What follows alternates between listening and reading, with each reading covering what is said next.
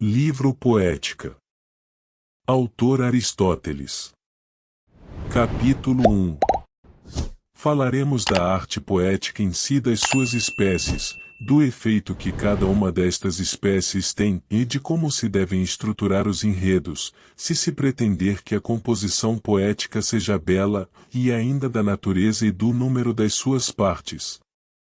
E falaremos igualmente de tudo mais que diga respeito a este estudo, abordando, naturalmente, em primeiro lugar, os princípios básicos. A epopeia e a tragédia, bem como a comédia e a poesia ditirâmbica e ainda a maior parte da música de flauta e de cítara são todas, vistas em conjunto, imitações. Diferem entre si em três aspectos, ou porque imitam por meios diversos ou objetos diferentes ou de outro modo e não do mesmo. Assim como uns imitam muitas coisas, reproduzindo-as por arte ou por experiência, através de cores e figuras e outros através da voz, assim também, nas artes mencionadas, todas realizam imitação por meio do ritmo, das palavras e da harmonia, separadamente ou combinadas. Se a música de flauta e de cítara e algumas outras artes similares, como a música de seringue, conseguem expressividade usando apenas a harmonia e o ritmo, a música dos dançarinos imita, pelo ritmo em si, sem harmonia, pois os dançarinos, através de movimentos ritmados, imitam não só caracteres mas também emoções e ações. Todavia, a arte que imita apenas com palavras em prosa ou em verso, podendo misturar-se diferentes metros ou usar um único, chegou até hoje sem nome.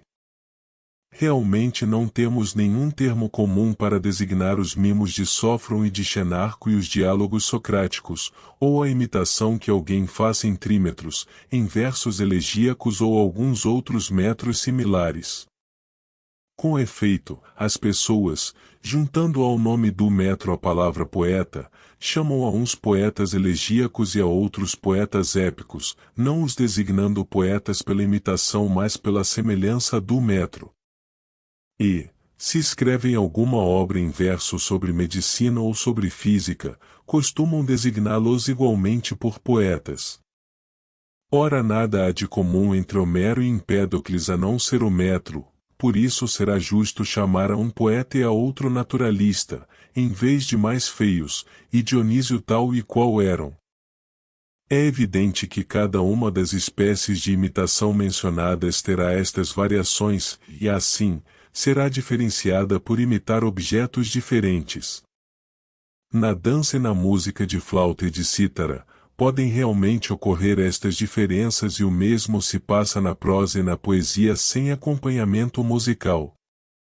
Assim, Homero representa os homens melhores do que são e Cleofonte como são, enquanto Egémon de Tasos, o primeiro que escreveu paródias, e Nicócaris, o autor da Ilíada, os representam piores. Acontece o mesmo nos ditirambos e nos nomos, podem representar-se os ciclopes à maneira de Timóteo ou de Filóxeno. Também a tragédia se distingue da comédia neste aspecto, esta quer representar os homens inferiores, aquelas superiores aos da realidade. Há ainda uma terceira diferença, no modo como se imita cada um destes objetos. Com os mesmos meios podem imitar-se os mesmos objetos, ora narrando, seja tomando outra personalidade como faz Homero, seja mantendo a sua identidade sem alteração, ora representando todos em movimento e em atuação. A imitação existe, pois, com estas três diferenças, como dissemos no início, dos meios, dos objetos, e o modo. Assim, Sófocles seria um imitador igual a Homero, uma vez que os dois representam homens virtuosos, e igual a Aristófanes, porque ambos imitam pessoas em movimento, em atuação. Daí resulta que alguns dizem que as suas obras se chamam dramas por imitarem os homens em ação. Por isso mesmo os dórios reclamam para si a invenção da tragédia e da comédia, os megarenses reivindicam a criação da comédia, quer os daqui, como tendo nascido entre eles no tempo da democracia, quer os da Sicília, porque era natural de lá Epicarmo, poeta que foi muito anterior a Quiônides e a Magnes, ou alguns dórios do Peloponeso reclamam a autoria da tragédia, tomando as designações como indício. Dizem eles que chamam aos arredores da cidade Fiotmei, enquanto os atenienses chamam de Enoi, portanto, os comediantes não seriam assim denominados com base no verbo fionzei, mas porque, expulsos por desprezo da cidade, andaram à deriva pelos tomar, alegam ainda que, para eles, a palavra que significa atuar é dni, enquanto para os atenienses é pratei. Sobre as diferenças, quantas e quais, da imitação, estas palavras serão suficientes. Parece ter havido para a poesia em geral duas causas essas naturais. Uma é que imitar é natural nos homens desde a infância e nisto diferem dos outros animais, pois o homem é o que tem mais capacidade de imitar e é pela imitação que adquire os seus primeiros conhecimentos. A outra é que todos sentem prazer nas imitações. Uma prova disto é o que acontece na realidade. As coisas que observamos ao natural e nos fazem pena agradam-nos quando as vemos representadas em imagens muito perfeitas como, por exemplo, as reproduções dos mais repugnantes animais e de cadáveres. A razão disto é também que aprender não é só agradável para os filósofos, mas é igualmente para os outros homens, embora estes participem dessa aprendizagem em menor escala. É que eles, quando veem as imagens, gostam dessa imitação, pois acontece que, vendo, aprendem e deduzem o que representa cada uma, por exemplo, este é aquele assim e assim. Quando, por acaso, não se viu anteriormente o objeto representado, não é a imitação que causa prazer, mas sim a execução, a cor ou qualquer outro motivo do gênero. Estando, pois, de acordo com a nossa natureza a imitação, a harmonia e o ritmo, se é evidente que os metros são partes dos ritmos, desde tempos remotos, aqueles que tinham já propensão para estas coisas, desenvolvendo pouco a pouco essa aptidão, criaram a poesia a partir de improvisos. A poesia dividiu-se de acordo com o caráter de cada um, os mais nobres imitaram ações belas e ações de homens bons e os autores mais vulgares imitaram ações de homens vis, compondo primeiramente sátiras, enquanto os outros compunham hinos e encomios. Na verdade, de nenhum dos autores anteriores a Homero podemos citar um poema deste gênero, mas é natural que tenha havido muitos, e depois de Homero, começa a haver, por exemplo, o seu Margites e outras obras parecidas. Nesses poemas, surgiu o metro iâmbico por ser adequado ao assunto, por isso, ainda hoje se chama iâmbico, uma vez que nesse metro compunham motejos uns contra os outros. E assim, dos poetas antigos, uns tornaram-se autores de versos heróicos e outros de versos iâmbicos. Homero, ao mesmo tempo que era o maior autor de obras elevadas, foi o único a fazer imitações não só belas mas também dramáticas, foi também o primeiro a conceber a estrutura da comédia, não fazendo sátira mas sim dramatizando o ridículo. Realmente, o Margites tem para a comédia um papel análogo ao que tem a Ilíada e a Odisseia para a tragédia. Quando a tragédia e a comédia apareceram, dos que se dedicavam a cada uma destas espécies de poesia, de acordo com a sua propensão natural, uns tornaram-se poetas cômicos em vez de autores de ambos, e outros poetas trágicos, em vez de autores épicos, pois que estas formas eram melhores e de maior mérito do que as anteriores. Estudar se a tragédia já chegou ou não a formas suficientemente desenvolvidas, julgar isso por si próprio e em relação aos espetáculos, é outro assunto. Tendo surgido, portanto, no início, da improvisação, tanto a tragédia como a comédia, uma a partir dos autores de ditirambos, outra dos autores de cantos fálicos, cantos estes que têm aceitação, ainda hoje, em muitas cidades, a tragédia evoluiu pouco a pouco, ao mesmo tempo que se desenvolvia tudo o que lhe era inerente. Após sofrer muitas alterações, a tragédia estabilizou quando atingiu a sua natureza própria. O primeiro a mudar o número de atores de 1 para 2 foi Ésquilo, que também diminuiu as partes do coro e fez com que a parte falada tivesse papel predominante. Sófocles aumentou o número de atores para 3 e introduziu a cenografia. E ainda, no que respeita à extensão, após um período de pequenas histórias e de linguagem burlesca, devido a ter se desenvolvido a partir do satírico, a tragédia adquiriu, mais tarde, dignidade, e o metro passou de tetrâmetro a iâmbico. Primitivamente, usavam o tetrâmetro por a poesia ser satírica e mais próxima da dança, mas, quando apareceu o diálogo, naturalmente encontrou-se o metro apropriado. De facto, o iâmbico é o mais coloquial dos metros. Prova disso é usarmos muitos iambos na conversa uns com os outros e raramente, apenas quando fugimos do tom coloquial, sus hexâmetros. Há ainda o número de episódios.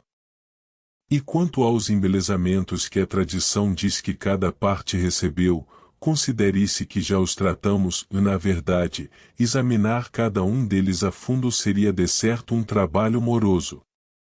A comédia é, como dissemos, uma imitação de caracteres inferiores, não contudo em toda a sua viveza, mas apenas na parte do vício que é ridícula.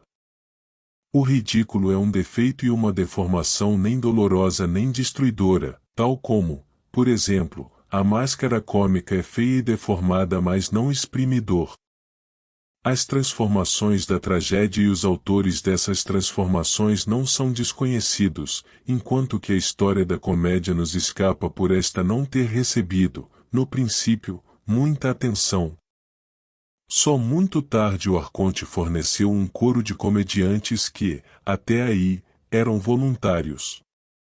Quando a comédia já tinha uma forma definida é que os chamados poetas cômicos são lembrados. Desconhece-se, porém, quem introduziu na comédia as máscaras, os prólogos, o número de atores e outras coisas deste gênero.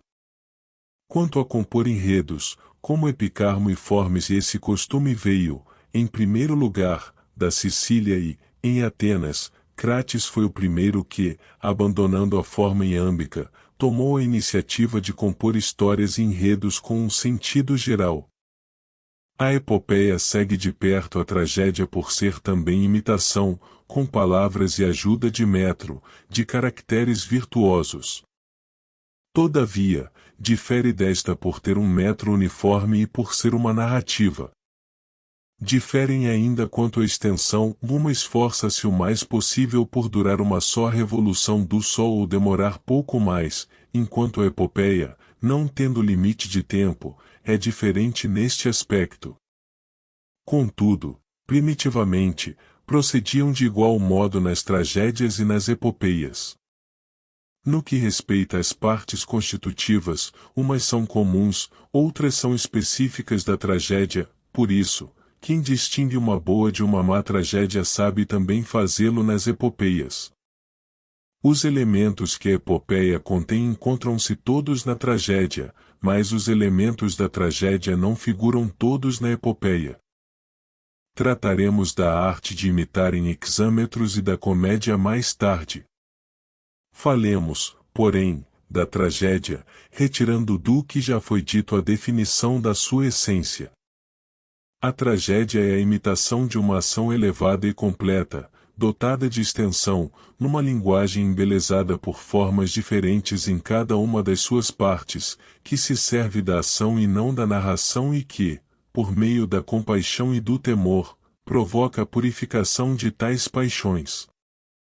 Por linguagem embelezada entendo a que tem ritmo, harmonia e canto e por formas diferentes com haver algumas partes executadas apenas com metros, enquanto outras incluem o canto.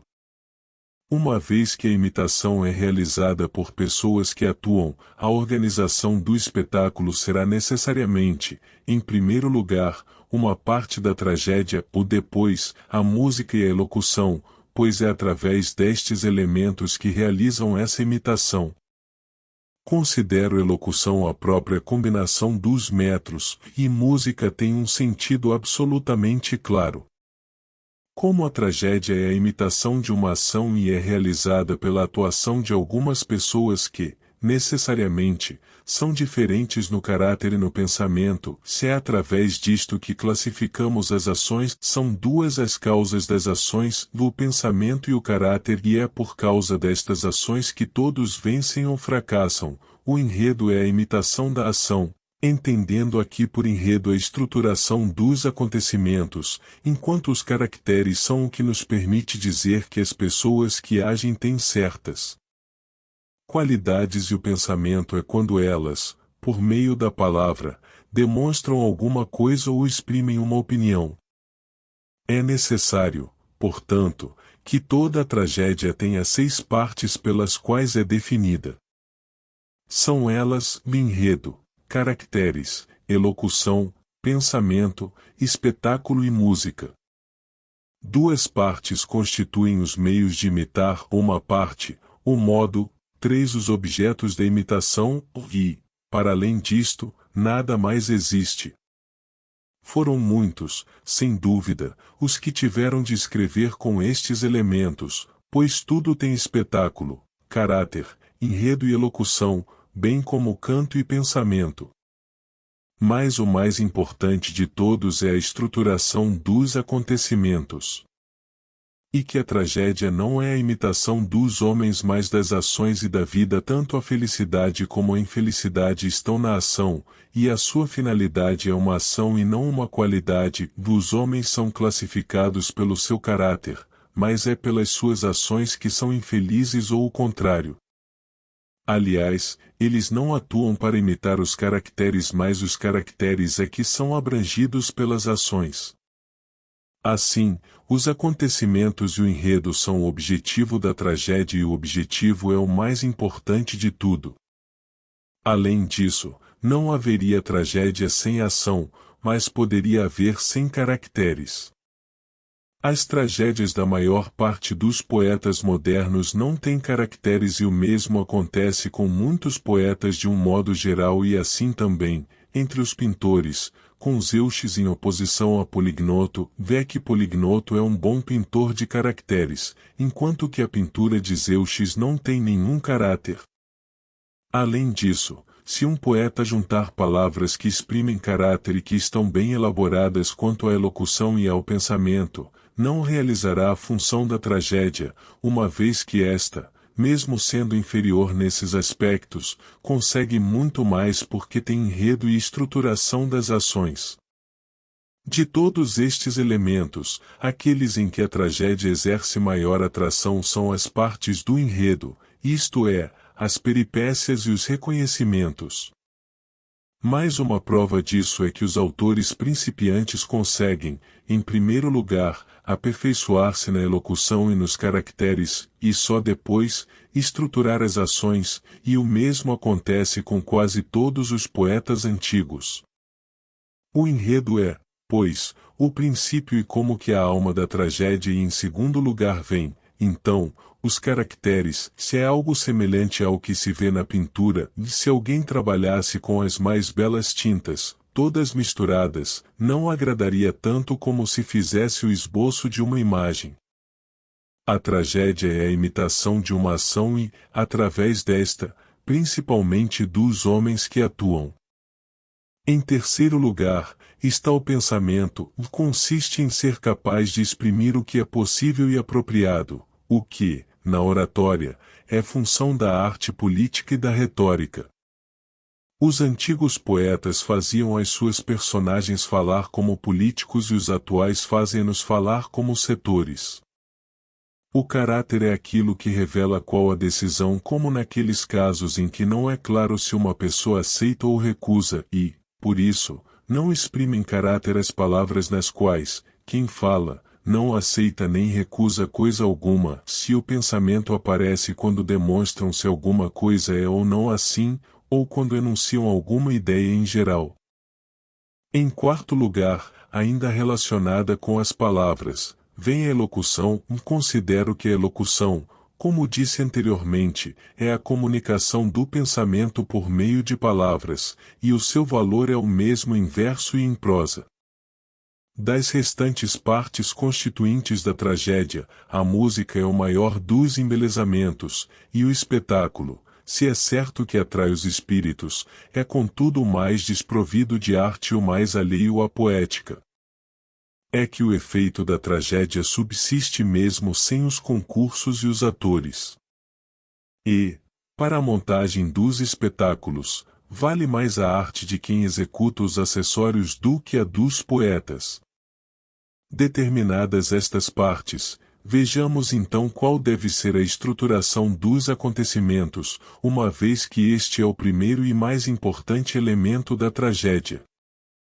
Já estabelecemos que a tragédia é a imitação de uma ação completa que forma um todo e tem uma certa extensão, na verdade, pode ser um todo e não ter extensão. Ser um todo é ter princípio, meio e fim. Princípio é aquilo que, em si mesmo, não sucede necessariamente a outra coisa, mas depois do qual aparece naturalmente algo que existe ou virá a existir. Pelo contrário, fim é aquilo que aparece depois de outra coisa, necessariamente ou na maior parte dos casos, e é que não se segue nada. Meio é aquilo que é antecedido por um e seguido pelo outro. Portanto, é necessário que os enredos bem estruturados não comecem nem acabem ao acaso, mas sim apliquem os princípios anteriormente expostos. Além disso, uma coisa bela, seja um animal seja toda uma ação, sendo composta de algumas partes, precisará não somente de estar ordenadas, mas também de ter uma dimensão que não seja ao acaso, a beleza reside na dimensão e na ordem e, por isso, um animal belo não poderá ser nem demasiado pequeno, pois a visão confunde-se quando dura um espaço imperceptível de tempo, nem demasiado grande, a vista não abrange tudo e, assim, escapa a observação de quem vê a unidade e a totalidade, como no caso de um animal que tivesse milhares de estádios de comprimento. E assim, tal como em relação aos corpos e aos animais é necessário que tenham uma dimensão que possa ser abrangida por um só olhar, também em relação aos enredos será necessária uma duração determinada, fácil de recordar. Os limites da extensão, de acordo com os concursos e a faculdade de percepção, não são do âmbito da arte, pois, se fosse preciso apresentar a concurso sem tragédias, competiriam perante as clepsídras como aconteceu algumas vezes, segundo dizem. Pela própria natureza da ação, em matéria de duração, o limite mais amplo, desde que se seja perfeitamente claro, é sempre o mais belo. Para dar uma definição em termos genéricos, o limite conveniente da extensão é que esta seja tal que reúna, de acordo com o princípio da verossimilhança e da necessidade, a sequência dos acontecimentos, mudando da infelicidade para a felicidade e vice-versa. Se houver uma só personagem, isso não implica, como pensam alguns, unidade de enredo. Com efeito, numa só pessoa concentra-se uma infinidade de acontecimentos, alguns dos quais não se podem reduzir a uma unidade, e também há muitas ações de uma só pessoa com as quais não se forma uma ação única. Por isso, parece terem errado todos os poetas que compuseram uma Heracleída, uma Teseida e outros poemas do mesmo gênero. Pensam eles que, sendo Heracles um só homem, a sua história deveria ser também una.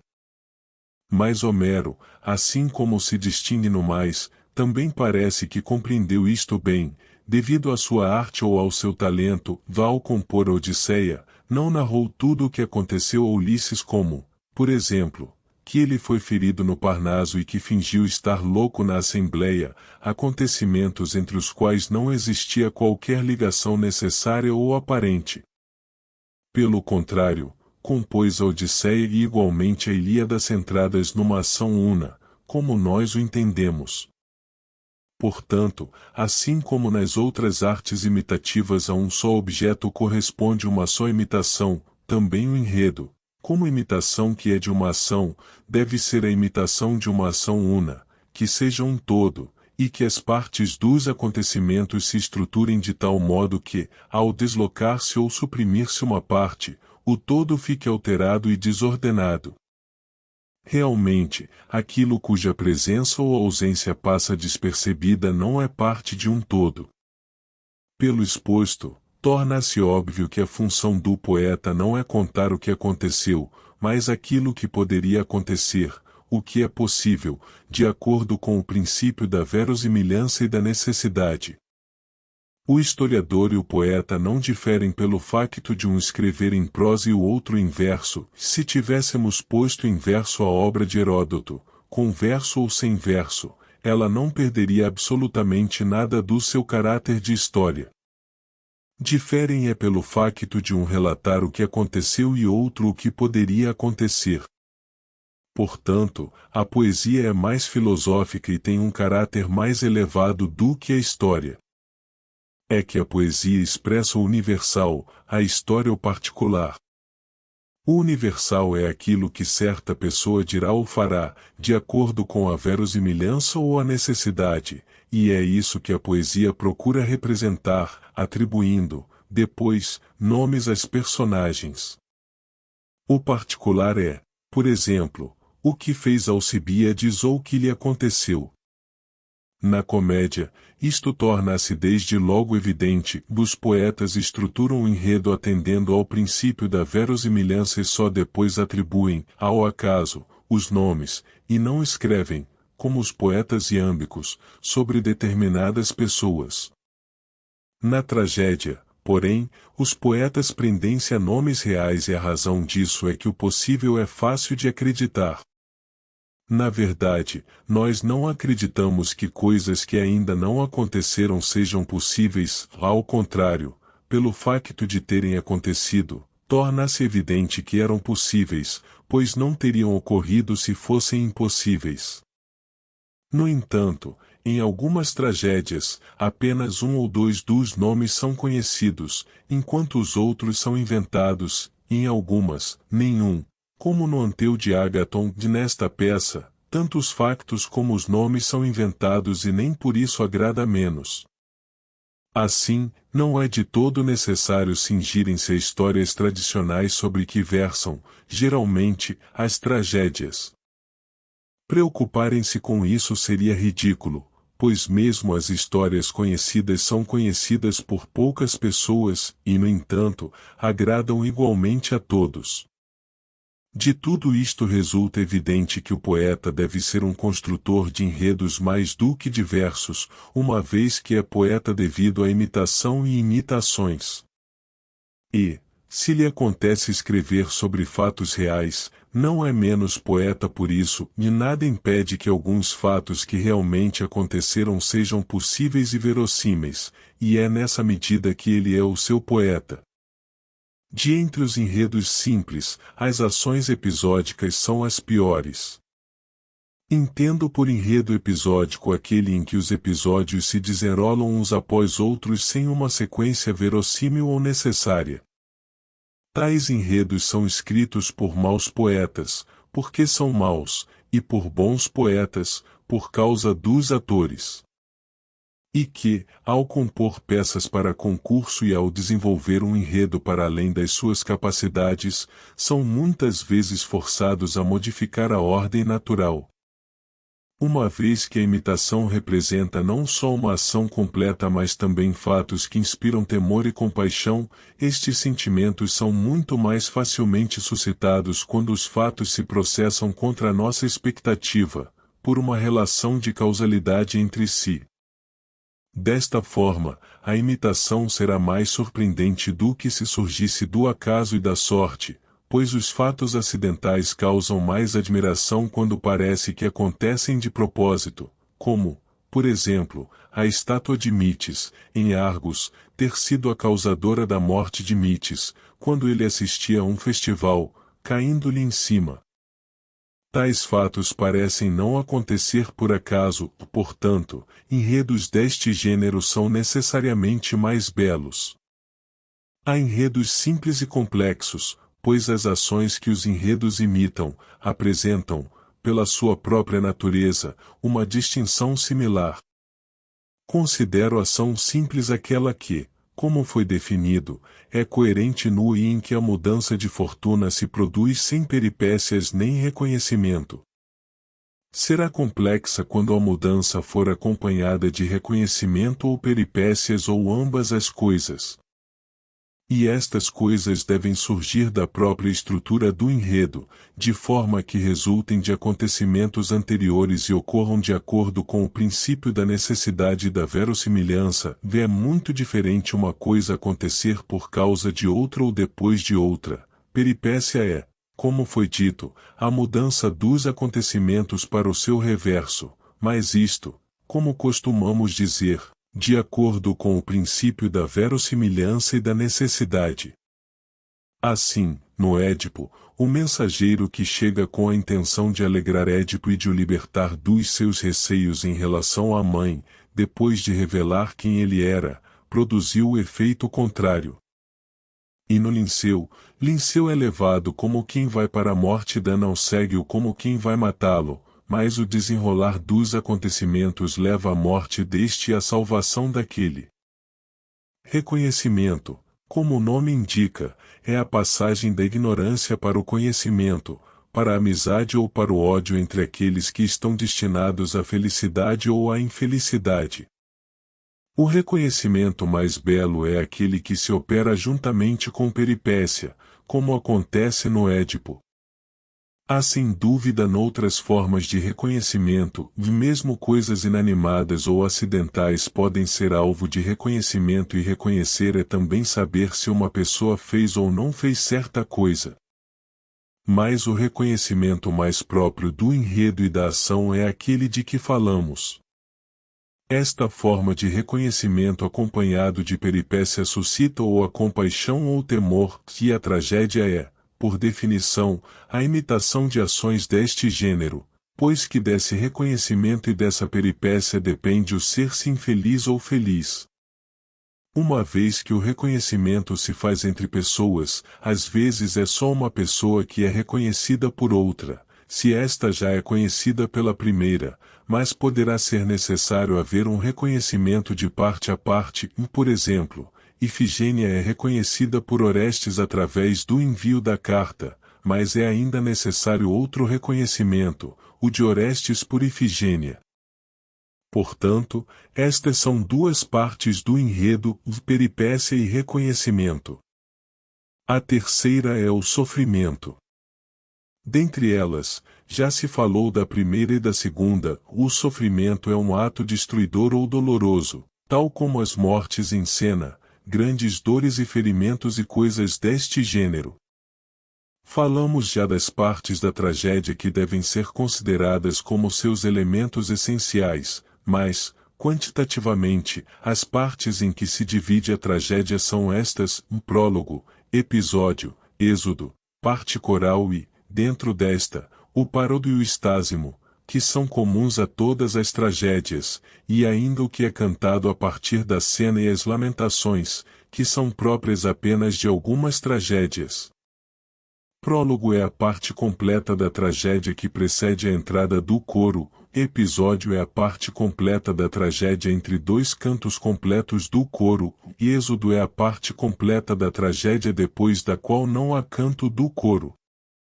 Dentro das partes cantadas, o parodo é a primeira intervenção do coro em conjunto, o estásimo é o canto do coro sem anapestos nem troqueus e a lamentação é um canto plangente entoado em comum pelo coro e pela cena. Tínhamos, portanto, anteriormente falado das partes da tragédia que se devem usar como seus elementos essenciais, e quantitativamente, as partes em que ela se divide são as que acabamos de mencionar. Na sequência do que foi dito, é necessário referir agora o que se deve visar e o que se deve evitar na composição dos enredos e ainda de que modo será cumprida a função da tragédia. Dado que a composição da tragédia mais perfeita não deve ser simples, mais complexa, e que a mesma deve imitar fatos que causem temor e compaixão, porquanto essa é a característica desta espécie de imitações, é evidente, em primeiro lugar, que se não devem representar os homens bons a passar da felicidade para a infelicidade, pois tal mudança suscita repulsa, mas não temor nem piedade, nem os maus a passar da infelicidade para a felicidade, porque uma tal situação é de todas a mais contrária ao trágico, visto não conter nenhum dos requisitos devidos, e não provocar benevolência, compaixão ou temor, ou nem tão poucos muito perversos a resvalar da fortuna para a desgraça. Uma tal composição poderia despertar simpatia, mas não a compaixão nem o temor, pois aquela diz respeito ao homem que é infeliz sem o merecer, e este aos que se mostram semelhantes a nós. A compaixão tem por objeto quem não merece a desdita, e o temor visa os que se assemelham a nós. Por conseguinte, o caso presente não causa compaixão nem temor. Restam-nos então aqueles que se situam entre uns e outros. Essas pessoas são tais que não se distinguem nem pela sua virtude nem pela justiça, tampouco caem no infortúnio devido à sua maldade ou perversidade, mas em consequência de um qualquer erro, integrando-se no número daqueles que gozam de grande fama e prosperidade, como Édipo e Tiestes, ou outros homens ilustres oriundos de famílias com esse mesmo estatuto. E, pois, forçoso que um enredo, para ser bem elaborado, seja simples de preferência duplo, como pretendem alguns, e que a mudança se verifique, não da infelicidade para a ventura, mas, pelo contrário, da prosperidade para a desgraça, e não por efeito da perversidade, mas de um erro grave, cometido por alguém dotado das características que defini, ou de outras melhores, de preferência piores. Os factos demonstram-no. Primeiramente, os poetas aproveitavam qualquer história ao acaso e, agora, as mais belas tragédias são compostas sobre um número reduzido de famílias, como, por exemplo, sobre Alcmão, Édipo, Orestes, Meleagro, Tiestes, Télepo e quantos outros a quem aconteceu sofrer ou causar desgraças terríveis. Do ponto de vista da arte poética, esta é, por conseguinte, a estrutura da tragédia mais perfeita. Portanto, estão igualmente errados aqueles que censuram Eurípides por fazer isto nas suas tragédias, muitas das quais terminam na infelicidade. Isto é, como se disse, correto. A melhor prova disso é que, nos concursos dramáticos, as tragédias deste gênero, se forem bem feitas, revelam-se as mais trágicas e Eurípides, se é certo que não estrutura bem outros aspectos, mostra ser, no entanto, o mais trágico dos poetas. Em segundo lugar, vem a estrutura considerada por alguns a melhor, isto é, a que é dupla como a da Odisseia e que termina de maneira oposta para os bons e para os maus. Parece ser a mais bela devido à beleza do auditório. Os poetas orientam-se pelos espectadores e compõem de acordo com as suas preferências. Este prazer não é próprio da tragédia, mas sim, essencialmente, da comédia, e aqui, os que na história tradicional são ferozes inimigos, como Orestes e Egisto, saem, no fim, amigos, e ninguém mata. O temor e a compaixão podem, realmente, ser despertados pelo espetáculo e também pela própria estruturação dos acontecimentos, o que é preferível e próprio de um poeta superior. É necessário que o enredo seja estruturado de tal maneira que quem ouvir a sequência dos acontecimentos, mesmo sem os ver, se arrepie de temor e sinta compaixão pelo que aconteceu, e isto precisamente sentirá quem ouvir o enredo do Édipo. Mas produzir este efeito através do espetáculo revela menos arte e está dependente da encenação. E os que, através do espetáculo, não produzem temor mas apenas terror, nada têm de comum com a tragédia, e não se deve procurar na tragédia toda a espécie de prazer, mas a que lhe é peculiar. E, uma vez que o poeta deve suscitar, através da imitação, o prazer inerente à compaixão e ao temor, é evidente que isso deve ser gerado pelos acontecimentos. Vejamos, pois, que situações parecem inspirar temor ou compaixão. Necessariamente, ações deste gênero passam-se entre amigos ou entre inimigos ou então entre pessoas que não são nem uma coisa nem outra. Se se passam entre inimigos, nada nos seus atos ou nas suas intenções inspira compaixão, a não ser o sofrimento em si. O mesmo acontece se se trata de pessoas que nem são amigas nem inimigas. Mas se o sofrimento ocorre entre pessoas de família como, por exemplo, se o irmão mata, tenta matar ou faz qualquer outra coisa deste gênero ao seu irmão, ou o filho ao pai, ou a mãe ao filho, ou o filho à mãe, esses são os casos que devem ser aproveitados.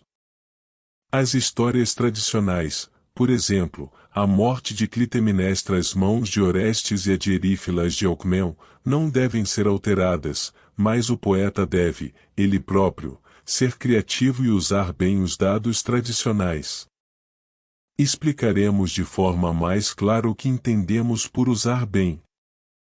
A ação pode desenrolar-se com conhecimento e consciência das personagens, como faziam os antigos poetas e como Eurípides também representou Medeia a matar os filhos.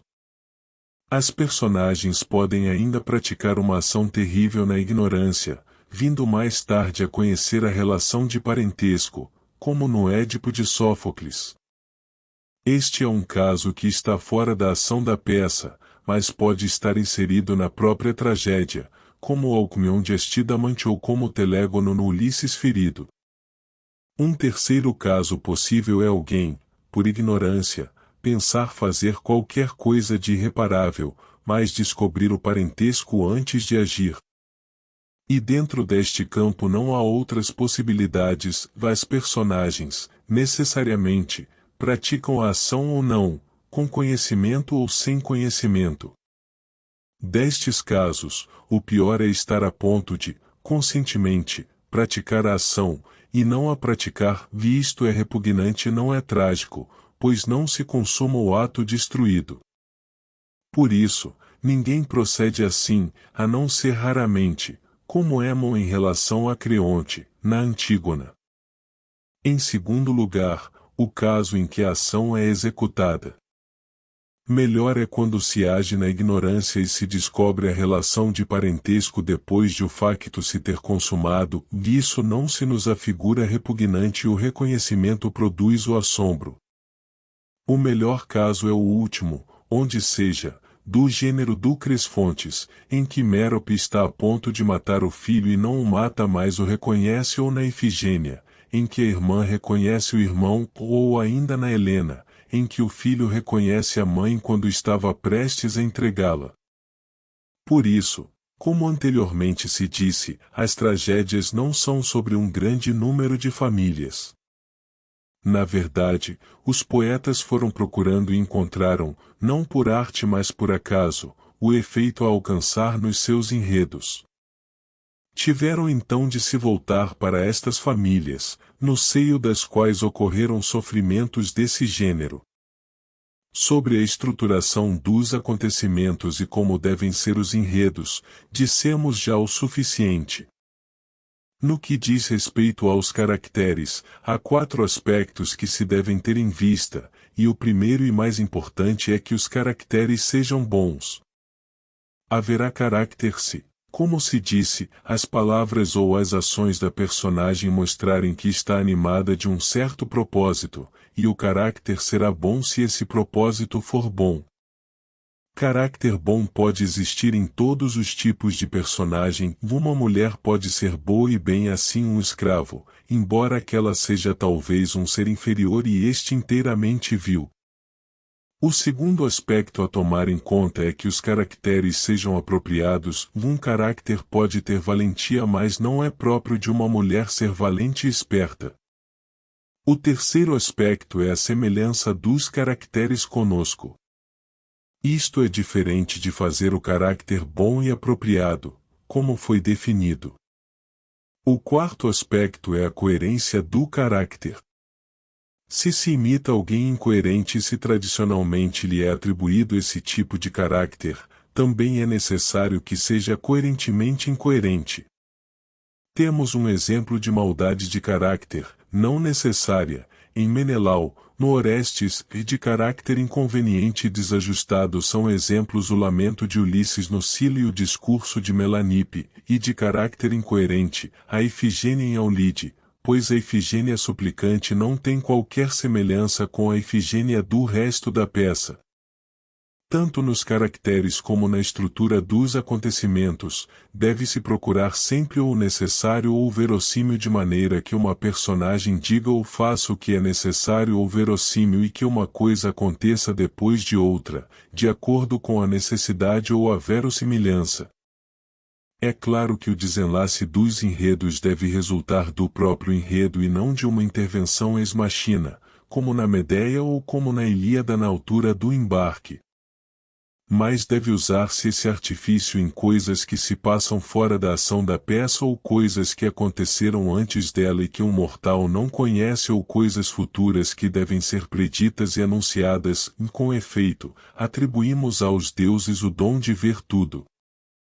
Não deve haver nas tragédias nada de irracional e, se houver, que seja fora da tragédia, como no Édipo de Sófocles.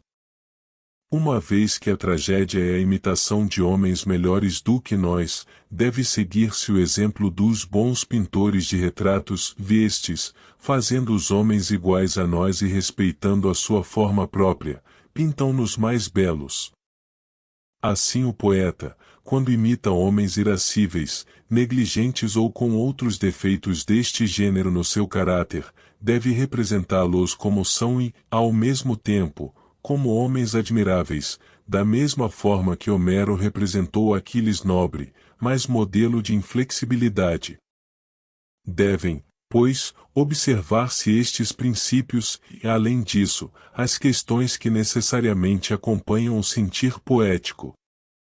E que, neste âmbito, com frequência se cometem erros. Sobre isto, disse o suficiente em outras obras publicadas. O reconhecimento foi já anteriormente definido. Entre as espécies de reconhecimento, a primeira, a que tem menos arte e a que os poetas mais usam por falta de engenho, é o reconhecimento através de sinais. Destes sinais, uns são congênitos como a lança que tinham os filhos da terra ou como as estrelas no Tiestes de Carcino, ou outros são adquiridos depois de nascer e, destes, uns estão no corpo como cicatrizes, outros fora do corpo como os solares, como no Tiro, por meio de um barco.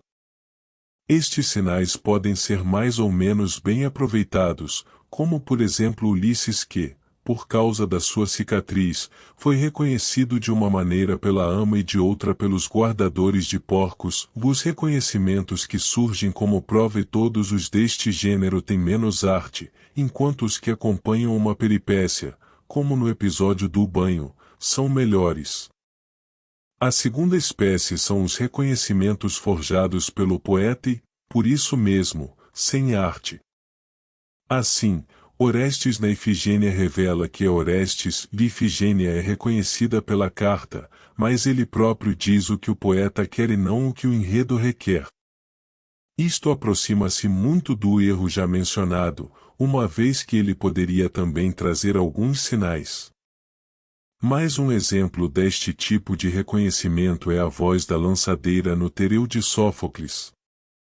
A terceira espécie é através da recordação, quando, ao ver alguma coisa, se dá o reconhecimento, como nos clípios de Diceógenes, em que a personagem, ao ver o quadro, chorou, e na narrativa Alcino, em que Ulisses, ao ouvir o citaredo, se recorda e chora, e por isso se opera o reconhecimento. A quarta espécie decorre de um raciocínio como, por exemplo, nas Coéforas, alguém parecido com Electra chegou, ninguém é parecido com ela a não ser Orestes, logo foi Orestes que chegou. Outro exemplo é o do sofista Polido sobre Ifigênia, diz ele que seria verosímil Orestes pensar que, se a irmã fora sacrificada, também a ele aconteceria ser sacrificado. E no ordem de Teudectes, o pai pensa que, tendo vindo para encontrar o filho, vai ele próprio morrer. Ou ainda nos Fineidas, quando viram o local, as mulheres compreenderam o seu destino, isto é, que lhes estava destinado morrer naquele lugar, pois que aí tinham sido expostas. Há ainda um reconhecimento baseado num falso raciocínio do público, como no Ulisses, o falso mensageiro do distender do arco, coisa que mais ninguém era capaz de fazer, é inventado pelo poeta e é uma suposição, e também seria se ele dissesse reconhecer o arco que nunca vira. É fazer um falso raciocínio pensar que, por causa disso, ele será reconhecido. O melhor de todos os reconhecimentos é o que decorre dos próprios acontecimentos, quando o espantoso surge no meio de fatos verossímeis, como no Édipo de Sófocles e na Ifigênia, em que é verossímil que ela quisesse enviar uma carta. Realmente só reconhecimentos deste gênero dispensam sinais e colares inventados. Em segundo lugar, os melhores são os que decorrem de um raciocínio. Devem estruturar-se os enredos e completá-los com a elocução, pondo-os, o mais possível, diante dos olhos. Assim, vendo-os com toda a clareza, como se estivesse perante os próprios fatos, o poeta poderá descobrir o que é apropriado e não deixará escapar nenhuma contradição. E prova disto que censuraram a Carcino, Vanfiaral saía do templo, o que passaria despercebido a quem não visse, mas que, em cena, foi apopado pelos espectadores, que ficaram descontentes. Tanto quanto possível, o poeta deve também completar os enredos com gestos. Com efeito, dos poetas com o mesmo talento, os mais convincentes são os que sentem as emoções. Quem sente fúria transmite fúria e quem está irritado mostra irritação de forma mais realista. Por isso a arte da poesia é própria de gênios ou de loucos, já que os gênios são versáteis e os loucos deliram.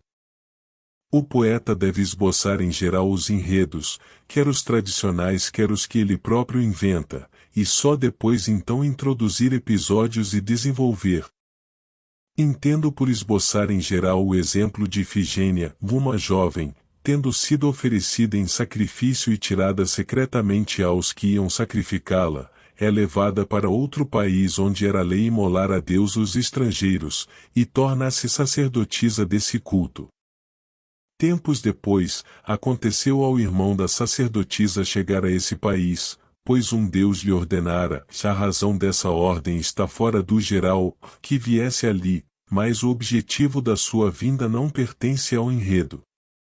Uma vez chegado, é preso e, quando está para ser sacrificado, dá-se a conhecer, seja na versão de Eurípides, seja na de Polídox, dizendo, o que é verossímil, que não só a irmã mas também ele devia ser sacrificado, e daí a sua salvação.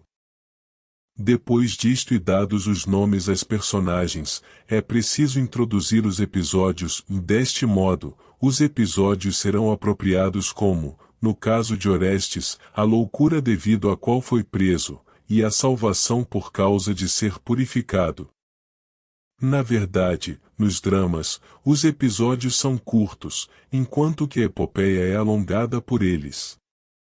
Com efeito, o argumento da Odisseia não é longo. Certo homem anda errante muitos anos fora do seu país, vigiado por Poseidon e sozinho, e, entre mentes, em sua casa, os seus bens são desbaratados por pretendentes que conspiram também contra o seu filho. Então, chega ele, depois de sofrer uma tempestade e, dando-se a conhecer a alguns, ataca e salva-se, matando os seus inimigos. Isto é o enredo propriamente dito, tudo o mais são episódios. Toda a tragédia tem um nó e um desenlace, dos factos exteriores à ação e alguns atos que constituem essa ação formam, muitas vezes, o nó, e o resto é o desenlace. Entendo por nó o que vai desde o princípio até ao momento imediatamente antes da mudança para a felicidade ou para a infelicidade e por desenlace o que vai desde o início desta mudança até ao fim. Por exemplo, no Linceu de Teudectes, o nó compreende os acontecimentos anteriores, o rapto da criança e também o deles, o desenlace estende-se desde a acusação de assassinato até ao fim. As espécies de tragédia são 4, tantas quantas as partes já mencionadas. A tragédia complexa, em que tudo é peripécia e reconhecimento, a tragédia de sofrimento como as peças sobre Ájax e sobre Ixion, ou a tragédia de caráter como as mulheres de Fite e o Peleu, ou em quarto lugar, a tragédia espetáculo, como as Fórcides e o Prometeu e todas as que se passam no Hades.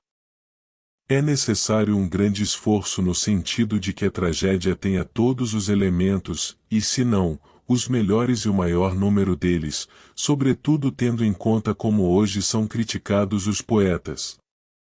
Como houve bons poetas em cada uma das partes, pretendem que um só poeta supere a especialidade de cada um deles.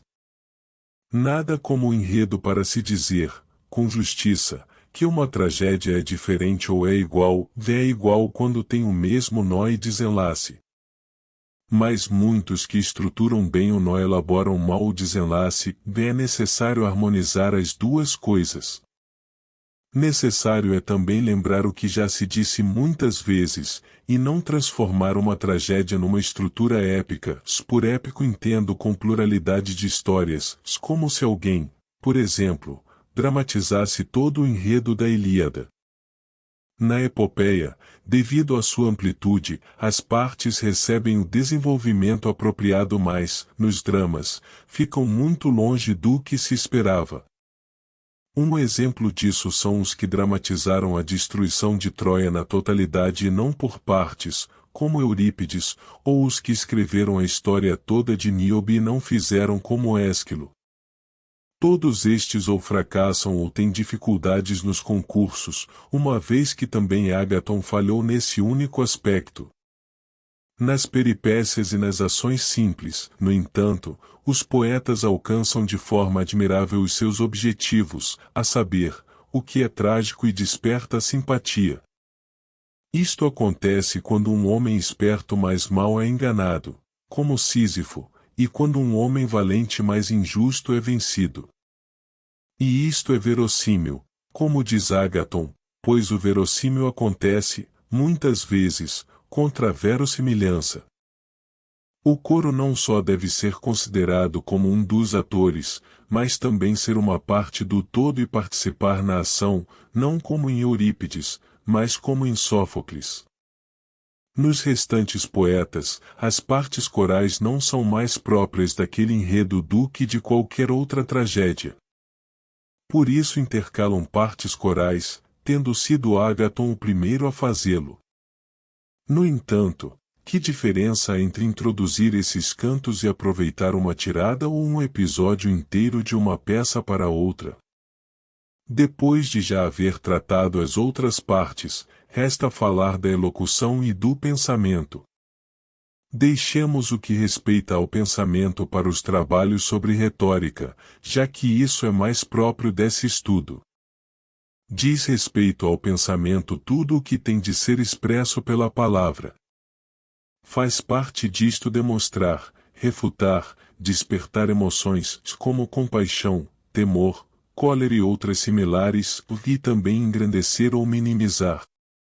É evidente que também nas ações se deve partir destes mesmos princípios quando for necessário conseguir efeitos de compaixão, temor, grandiosidade ou verossimilhança.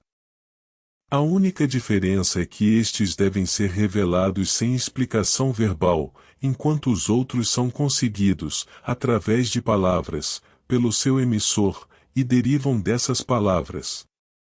Qual seria, na verdade, o papel de quem fala, se o efeito pretendido já fosse evidente mesmo sem as palavras?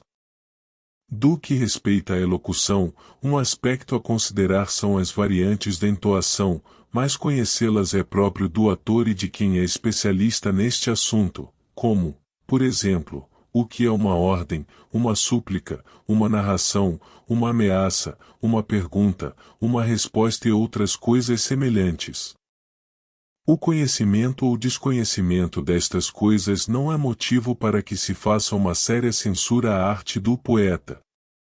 Realmente, quem consideraria erro que Protágoras censura Homero, a saber, que, pensando fazer uma prece, dá uma ordem ao dizer ou canta, ó deusa, a cólera. É que mandar fazer ou não alguma coisa, diz ele, é uma ordem. Considere-se, pois, ser este estudo próprio de outra arte que não da arte poética. Toda elocução em geral tem os seguintes elementos: um fonema, sílaba, conjunção, nome, verbo, articulados, flexão e frase. Fonema é um som indivisível, não um qualquer, mas aquele de que se pode fazer um som compósito. Na verdade, há também sons indivisíveis de animais, mas a nenhum deles chamam fonema. As espécies de fonema são vogal, expirante e oclusiva. Vogal é aquele fonema que tem um som audível sem contato da língua com as várias partes da boca, expirante é aquele que tem um som audível através desse contato como, por exemplo, Z, S, J e P, R. Já oclusiva é o fonema que, com esse contato, não tem, por si só, nenhum som, mas que se torna audível juntando-se a alguns dos que têm algum som, como, por exemplo, P, G, J e A, D. Estes fonemas são diferenciados pelas formas da boca, pelos pontos de articulação, por serem aspirados ou não aspirados, longos ou breves ou ainda agudos, graves ou intermédios. Sobre estes aspectos refletem, em pormenor, as obras consagradas à métrica.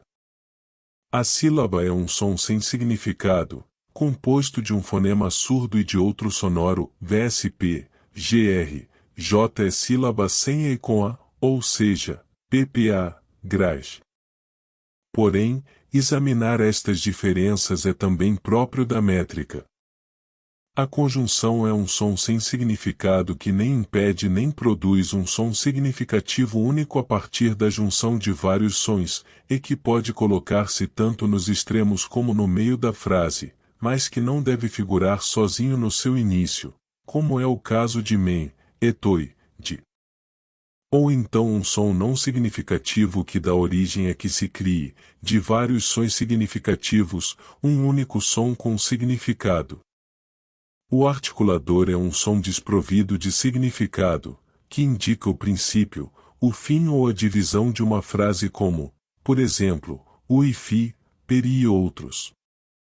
Ou então um som sem significado que nem impede nem produz, a partir de vários sons, um só som significativo que, por natureza, se coloca tanto nos extremos como no meio. O nome é um som composto, significativo, sem ideia de tempo e de que nenhuma parte é, por si mesma, significativa ou na verdade, nas palavras compostas, não empregamos os seus componentes como significando alguma coisa isoladamente, por exemplo, em Teodoro, Doro ou não tem significado. O verbo é um som composto, significativo, com ideia de tempo, do qual nenhuma parte tem, só por si, significado, como nos nomes. Na verdade, homem ou o branco não indicam quando, mas o caminha ou o caminhou acrescentam ao seu sentido a ideia de presente e passado, respectivamente.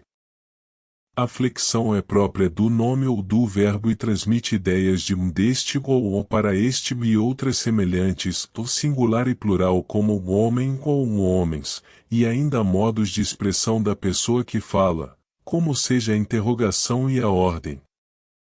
Assim, ele caminhou, ou o caminha tu são, de acordo com estas distinções, flexões do verbo.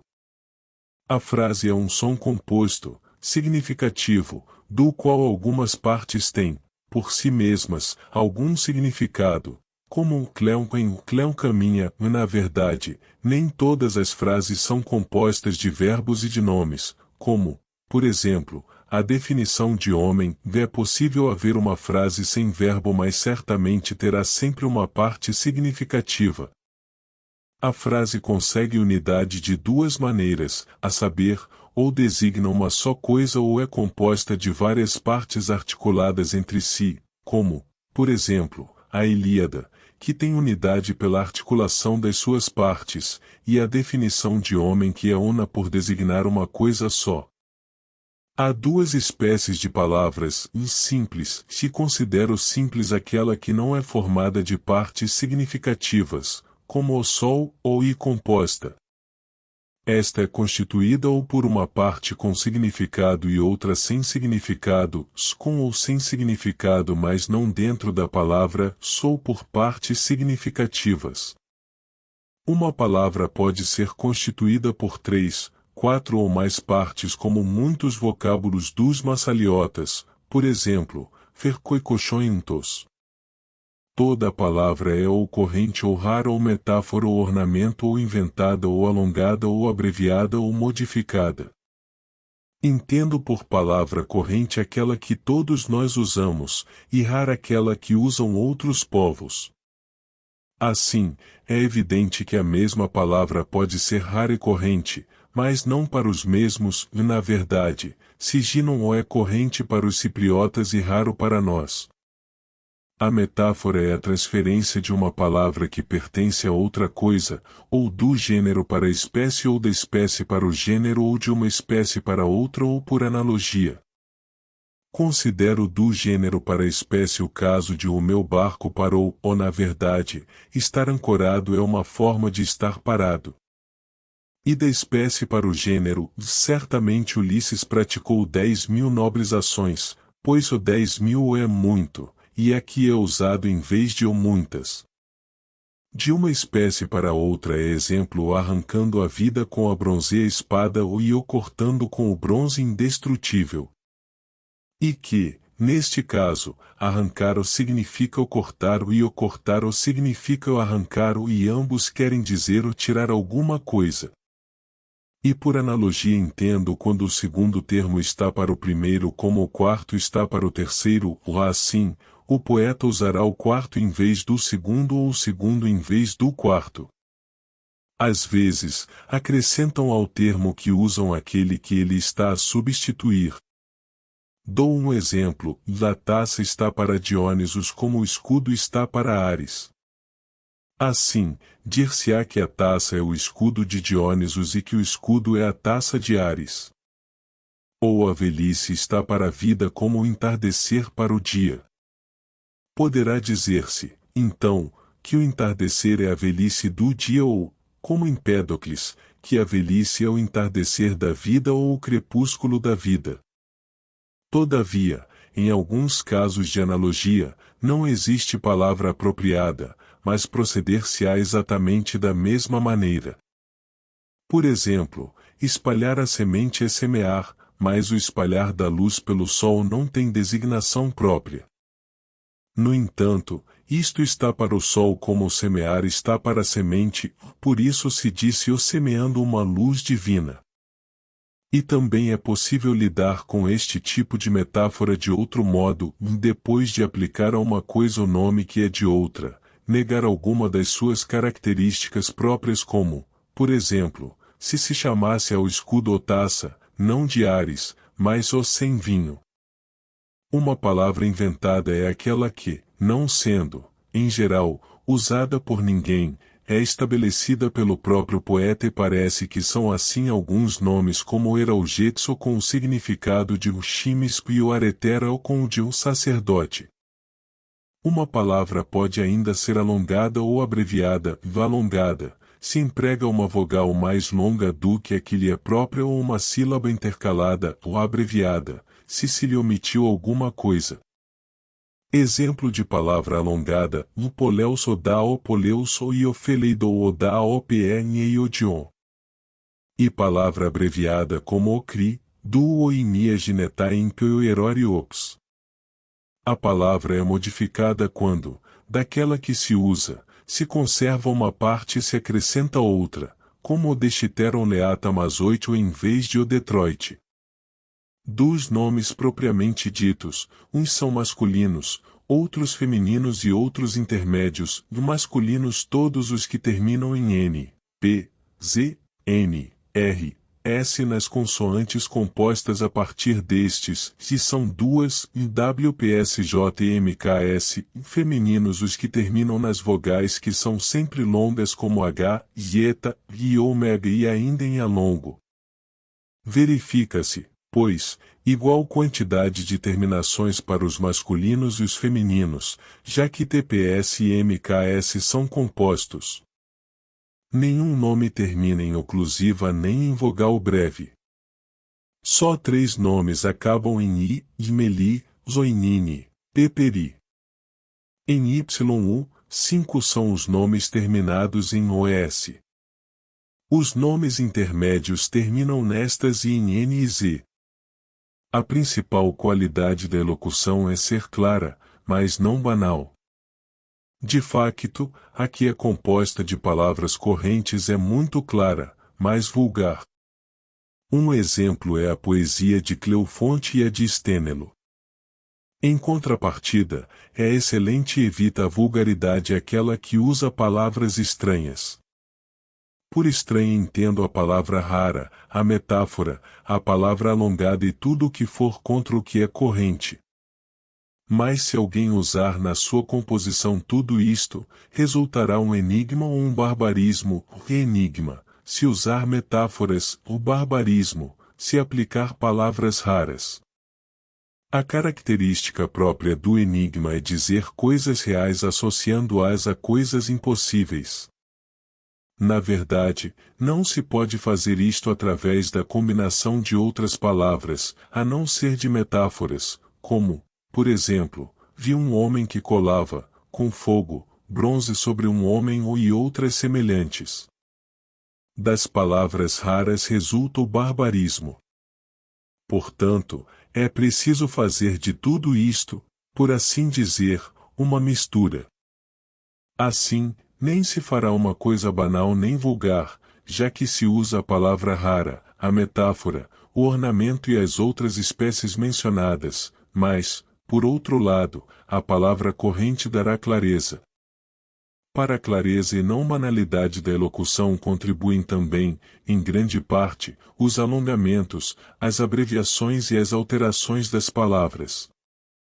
Assim, por ter alguma coisa fora do habitual e se afastar do que é costume, não se tornará banal mais, porque também partilha do que é usado, manterá a clareza. Por conseguinte, os que censuram tal forma de linguagem e os que ridicularizam o poeta fazem-no sem razão, como Euclides o Antigo, segundo o qual é fácil compor se alguém se permitir fazer alongamentos tanto quanto quiser, e ele próprio fez versos satíricos nessa mesma linguagem, envie pícaros a caminhar para a maratona e eu não misturando o eléboro daquele homem. Portanto, usar, por assim dizer, ostensivamente, este modo de expressão é ridículo, é necessária uma medida moderada, e por igual, de todas as partes da elocução. Quem usar metáforas, palavras raras e outras formas de expressão de maneira inconveniente conseguirá o mesmo resultado como se quisesse atingir o ridículo. Quanto é diferente usar aquilo que convém, pode observar-se nos versos épicos, introduzindo palavras correntes no seu metro, se, em vez da palavra rara, das metáforas e das outras formas, alguém aplicar palavras correntes, vera que falamos verdade. Como quando Ésquilo e Eurípides compuseram o mesmo verso iâmbico, substituindo apenas uma palavra rara em vez de uma usada habitualmente, um verso parece belo e o outro banal. Na verdade, Esquilo no Filoctetes o escreveu. Uma ferida que come as carnes do meu pé. E Eurípides, em vez de o come, usou o devora. E também.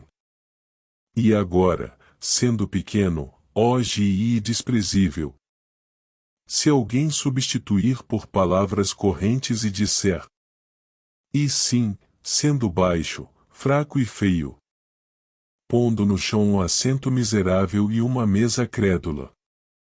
E ó as praias de ti, as praias gritam.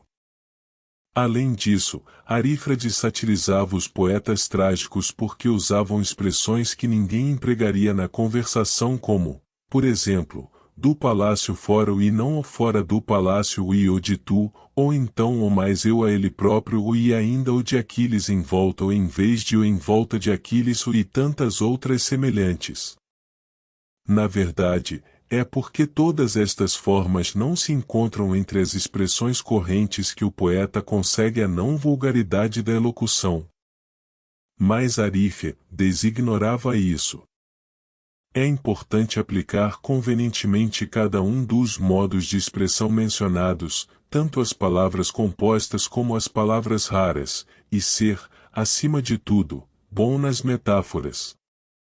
De facto, esta é a única coisa que não se tira de outrem e é sinal de talento, porque construir bem uma metáfora é o mesmo que percepcionar as semelhanças. Dentre as palavras, as compostas são mais adequadas aos ditirambos, as raras aos versos épicos e as metáforas aos versos iâmbicos.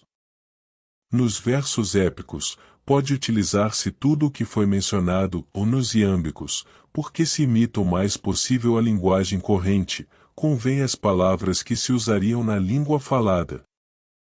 São elas a palavra corrente, a metáfora e o ornamento. Sobre a tragédia e sobre a imitação através da ação, parece-nos suficiente o que foi dito. No que respeita à imitação através da narração e em verso, é necessário, como nas tragédias, construir enredos dramáticos em volta de uma ação única e completa que tenha princípio, meio e fim, para que, tal como um ser vivo único e inteiro, produza um prazer próprio, e, evidentemente, a sua estrutura não deve ser igual à das narrativas históricas, nas quais é forçoso que se faça exposição não de uma só ação mas de um só período de tempo, de tudo o que, nesse tempo, aconteceu a uma ou a várias pessoas, cada uma das quais se liga às outras como o acaso determinou. Assim como, na mesma época, houve uma batalha naval em Salamina e um combate contra os cartagineses na Sicília e não tiveram o mesmo desfecho, assim também, em tempos sucessivos, algumas vezes acontece uma coisa depois da outra de que, igualmente, não há um desfecho único. No entanto, é essa a prática da quase maioria dos poetas. Por isso, como já dissemos, também aí Homero pode parecer divino, comparado com os outros, já que, no seu poema, não procurou narrar a guerra toda, ainda que ela tivesse princípio e fim. O enredo teria ficado grande e difícil de abranger de um só relance ou, então, era comedido na extensão, mas complicava-a com incidentes diversos. Por conseguinte, pegando numa só parte, tratou de outras partes em numerosos episódios, como, por exemplo, no Catálogo das Naus e em outros, com que diversificou o poema. Os outros poetas, em contrapartida, escrevem sobre uma só personagem ou sobre um só tempo ou sobre uma só ação com muitas partes, como o poeta dos Cantos Cíprios e o da Requeréstia.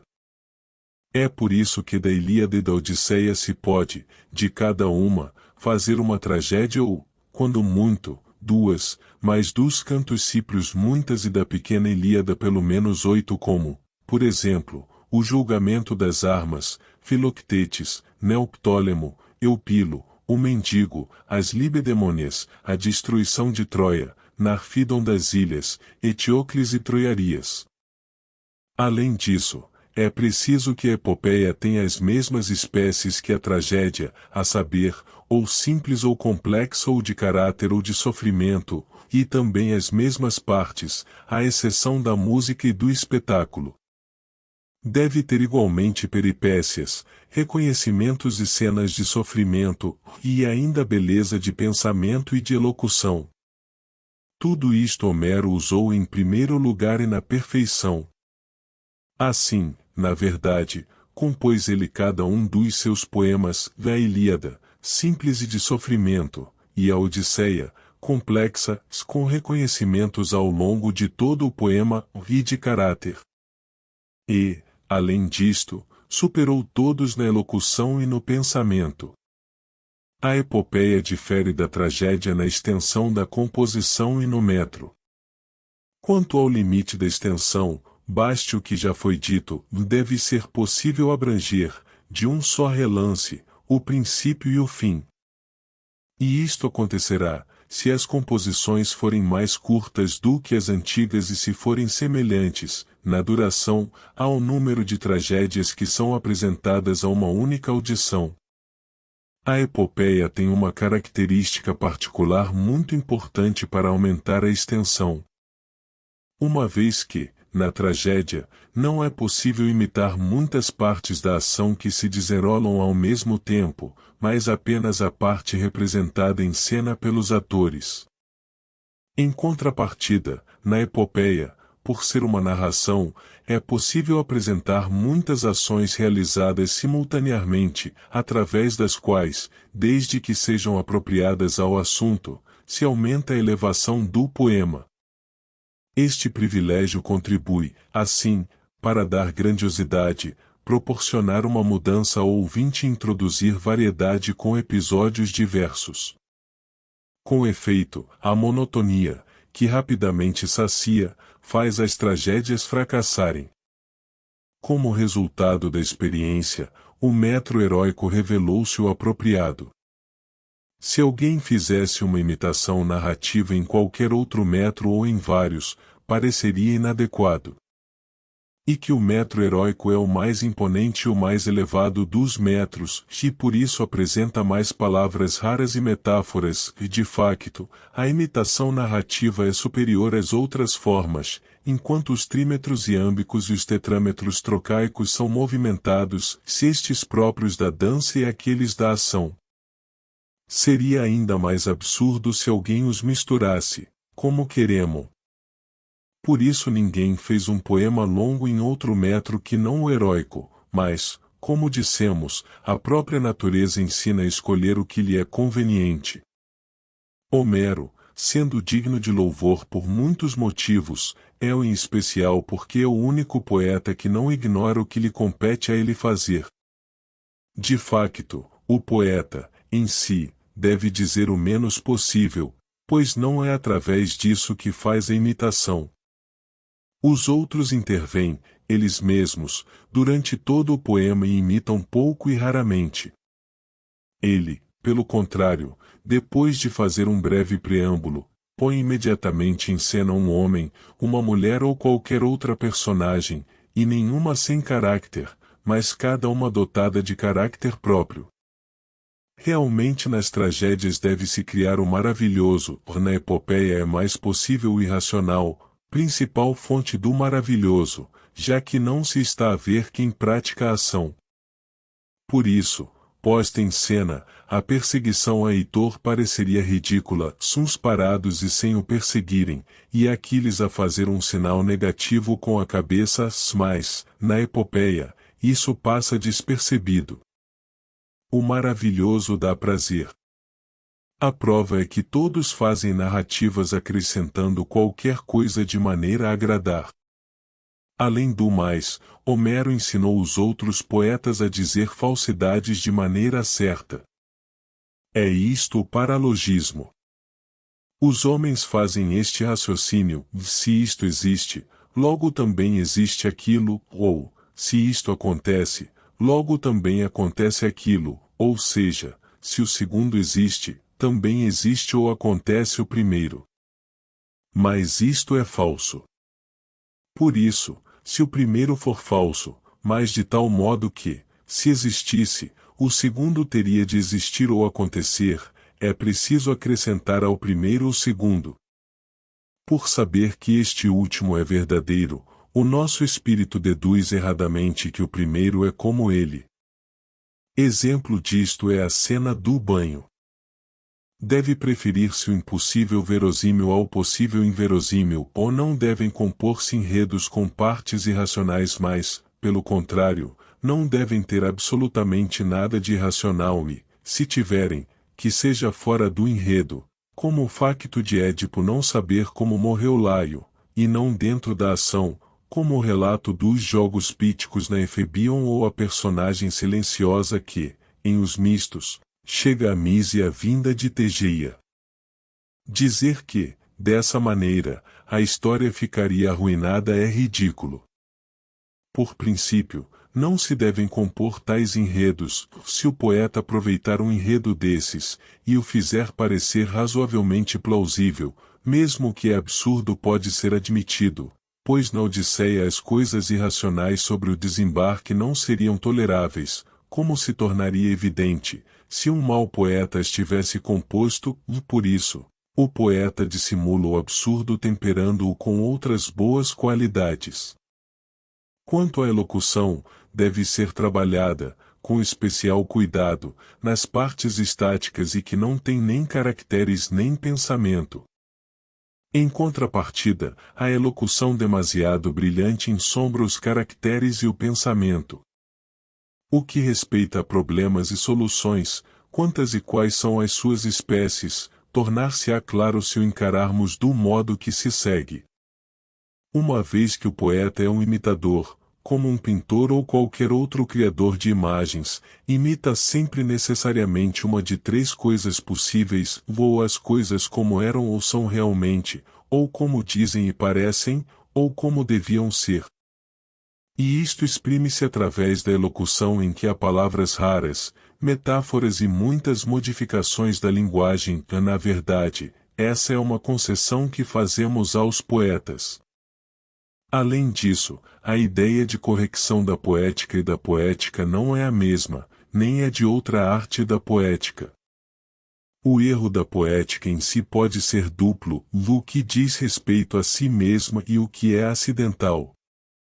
Na verdade, se o artista escolher imitar e não for capaz, é um erro da arte poética em si, se não escolheu bem, mas, pelo contrário, pretendem representar o cavalo a estender para frente, ao mesmo tempo, as duas patas direitas, ou o erro tem a ver com uma ciência particular, como a medicina ou outra ciência, ou representou coisas impossíveis.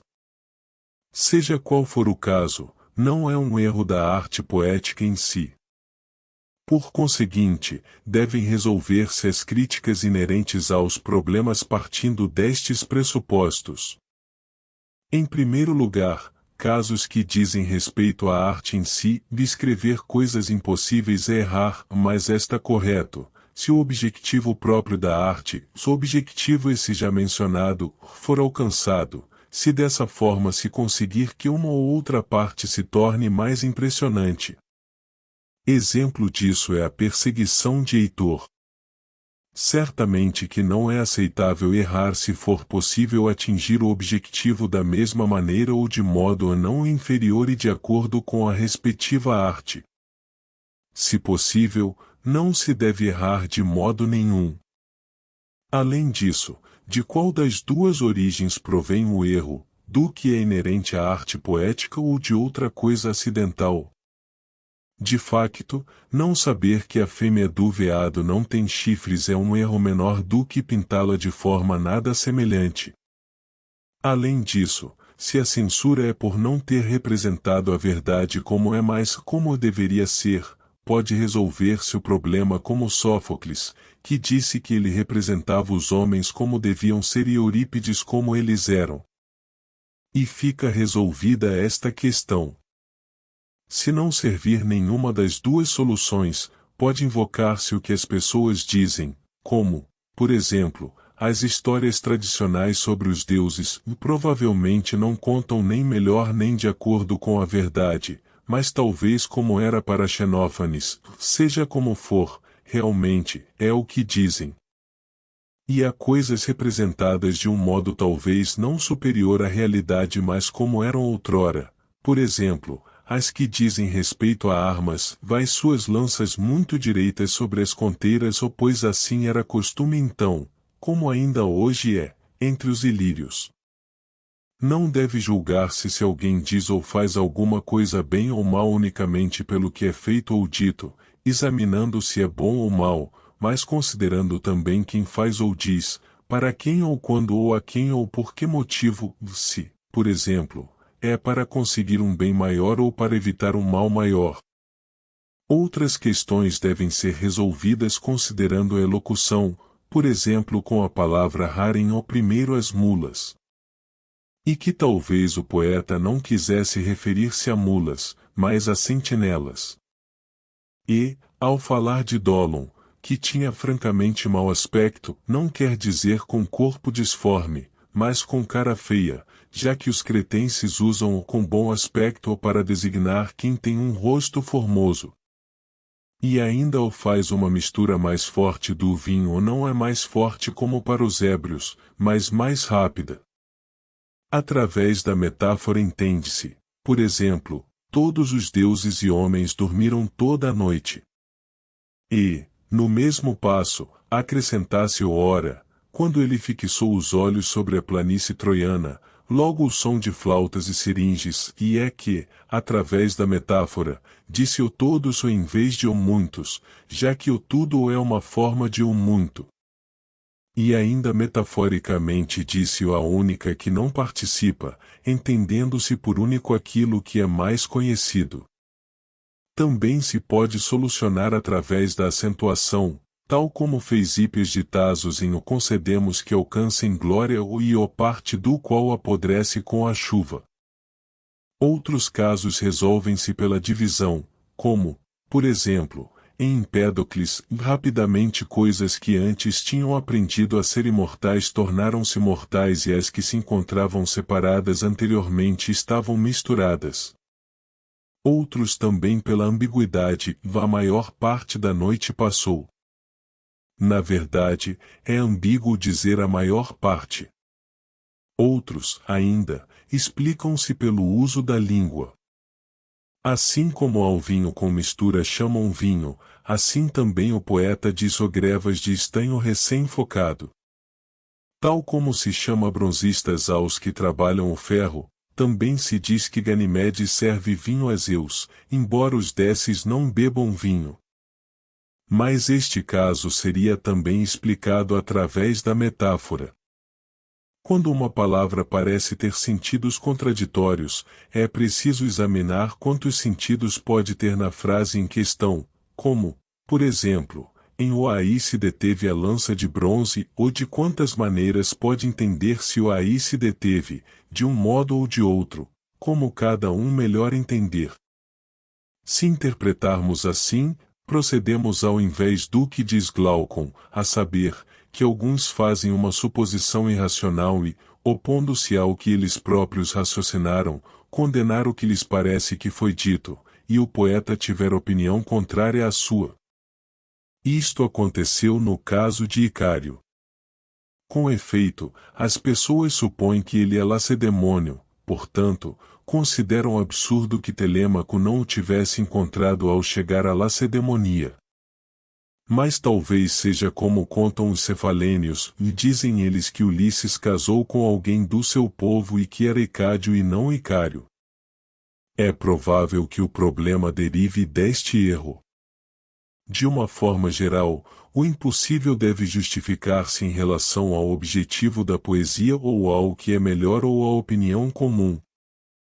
No que respeita à poesia, mais vale o impossível convincente do que o possível que não convence, como serem tal como Zeuxis pintava, mas melhor, realmente, a arte deve superar o modelo.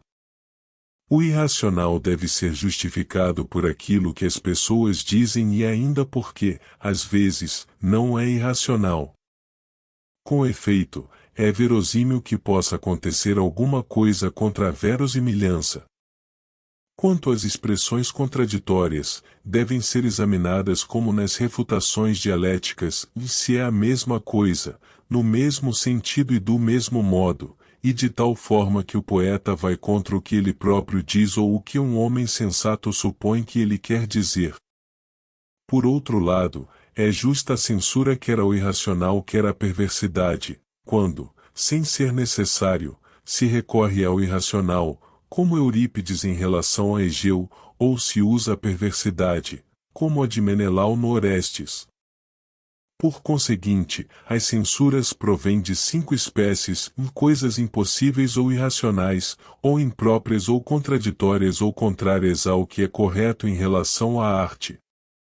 E as soluções devem ser examinadas a partir do que foi enunciado. E são 12. Poderia perguntar-se qual das duas é melhor, a imitação épica ou a trágica. De facto, se a forma menos vulgar é a melhor, e essa é sempre a que se dirige aos melhores espectadores, é por demais evidente que a que imita todas as coisas é extremamente vulgar. E, na verdade, por pensar que eles não percebem bem se o próprio ator não acrescentar alguma coisa, que fazem muitos movimentos, como os maus flautistas que rodopiam, se tiverem de imitar o lançamento do disco, e arrastar o corifeu, se tocarem o cítaro. E realmente a tragédia é assim, da mesma forma que os primeiros atores criticavam os seus sucessores, e Minisco chamava a Calípides macaco, porque ele era muito exagerado, e igual opinião havia também sobre Píndaro. Estes atores estão, em relação aos mais velhos, como toda a arte trágica está em relação à epopeia. Na verdade, dizem que a epopeia é para espectadores distintos, que dispensam completamente os gestos, e a tragédia para espectadores vulgares. Portanto, se é vulgar, é evidente que será inferior. Mas, em primeiro lugar, a acusação é feita não à arte do poeta mas do ator, uma vez que também um rapsodo, como é Sosístrato, pode exagerar nos gestos, bem como quem canta em concurso, como fazia Nasiteu de Oponte. Em segundo lugar, nem todo o movimento é reprovável, como nem toda a dança, mas apenas o dos maus atores, o que precisamente se censurava a Calípides e se censura ainda agora outros, na medida em que imitam mulheres de baixa condição.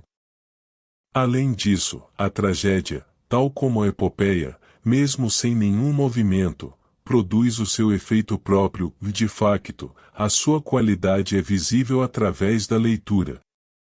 Realmente, se é superior em outras coisas, dessa nem sequer precisa. E depois, é melhor porque tem tudo que a epopeia tem, e já que até pode usar o mesmo metro, e tem ainda um elemento que não é de menos importância, como a música e o espetáculo, através dos quais se produzem os mais vivos prazeres. Por conseguinte, tem vivacidade tanto na leitura como nas representações. E também realiza o objetivo da imitação numa extensão menor, com efeito, o que é mais concentrado agrada mais do que o que é diluído em muito tempo, e dou o exemplo de alguém que, eventualmente, pusesse o Édipo de Sófocles em tantos versos quantos os que a Ilíada tem.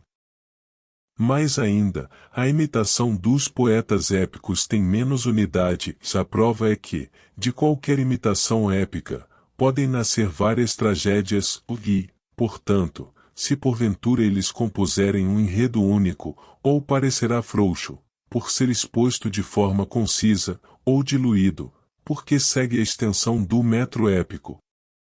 Refiro-me ao caso de ser composto de várias ações, tal como a Ilíada tem muitas partes deste gênero, e a Odisseia cujas partes têm também, por si mesmas, uma extensão própria. E, sem dúvida, estes poemas foram compostos o melhor possível e também o mais possível como imitação de uma única ação.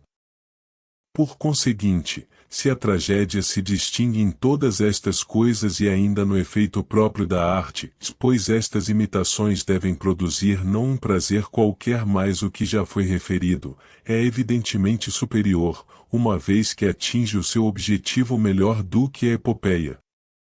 Portanto, sobre a tragédia e a epopeia, quer sobre elas em si, quer sobre as suas espécies e partes, quantas são e em que diferem, quais as causas de serem boas ou não e sobre os problemas e soluções, disse o suficiente. Parabéns por chegar até o final deste audiolivro. Nós gostaríamos que você compartilhasse o seu saber conosco, escrevendo nos comentários do vídeo sobre os assuntos abordados no livro, para podermos debater ideias, insights e sugestões. Se você gostou do livro, deixe seu like e inscreva-se no nosso canal para não perder nenhum audiolivro. Obrigado por fazer parte da nossa comunidade.